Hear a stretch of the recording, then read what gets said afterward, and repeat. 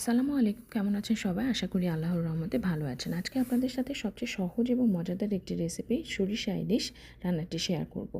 আমরা মাছে ভাতে বাঙালি, আমাদের মাছের মধ্যে সবচেয়ে পছন্দের মাছটাই হচ্ছে ইলিশ মাছ, এবং ইলিশ মাছের সাথে সরিষাটাই কিন্তু সবচেয়ে ভালো যায়। এমন বাঙালি খুঁজে পাওয়া যাবে না যে ইলিশ মাছ পছন্দ করে না। তো আজকে রান্নাতে আসা যাক। প্রথমে একটি ব্লেন্ডারের ছোট জারে হাফ কাপের একটু কম পেঁয়াজ কুচি নিয়ে নেব। পেঁয়াজ কুচির সাথে নিয়ে নেব 1 কোয়া পরিমাণ রসুন একটু কুচি করে, 3-4টে কাঁচামরিচ মাঝখান দিয়ে ফালি করে নিয়ে নেব। 1 টেবিল চামচের একটু কম সাদা সরিষা আমি পানিতে ভিজিয়ে রেখেছিলাম, এই সরিষাটা নিয়ে নেব। 1 টেবিল চামচের একটু কম লবণ নিয়ে নেব, 1 টেবিল চামচ পরিমাণ হলুদ গুঁড়ো নিয়ে নেব, এবং 1 চা চামচের অর্ধেকেরও কম জিরা গুঁড়া নিয়ে নেব। একটু পানি দিয়ে মশলাটা খুব ভালোভাবে পেস্ট করে নেব। মেন কাজই হচ্ছে এই মশলাটা আসলে রেডি করা। মশলাটা রেডি হয়ে গেলে একটি প্যানে আমি হাফ কাপের কম পরিমাণ সরিষার তেল নিয়ে তেলটি গরম করে নেব। তেল গরম হয়ে গেলে এতে মশলাটা দিয়ে দেব। এখন কাজ হচ্ছে মশলাটা খুব ভালোভাবে কষানো।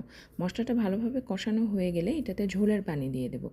ঝোলের পানি দিয়ে এটা জাস্ট ঢাকনা দিয়ে ঢেকে দেবো। পানিটা ফুটে ওঠা পর্যন্ত অপেক্ষা করব। পানিটা ফুটে উঠলে এতে মাছগুলো দিয়ে দেব। এখানে কাঁচা মাছ ব্যবহার করেছি আমি, মাছটা ভেজে নেইনি। সরিষা ইলিশে আসলে কাঁচা মাছটাই বেশি ভালো লাগে। তো মাছটা দিয়ে একবার জাস্ট উলটপালট করে নিয়ে ঢাকনা দিয়ে এটা 3-4 মিনিটের জন্য রান্না করব। 3-4 মিনিটের জন্য রান্না হয়ে গেলে মাছটাকে আমি আরেকবার উল্টে পাল্টে নেব। তো রান্নার আসলে কাজটা এই পর্যন্ত, এর বেশি আসলে তেমন কিছুই করার নাই।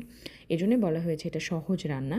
এটাতে এখন যেটা দিয়ে দেবো 3-4টে কাঁচামরিচ দিয়ে আমি জাস্ট ঢাকনা দিয়ে ঢেকে দেবো।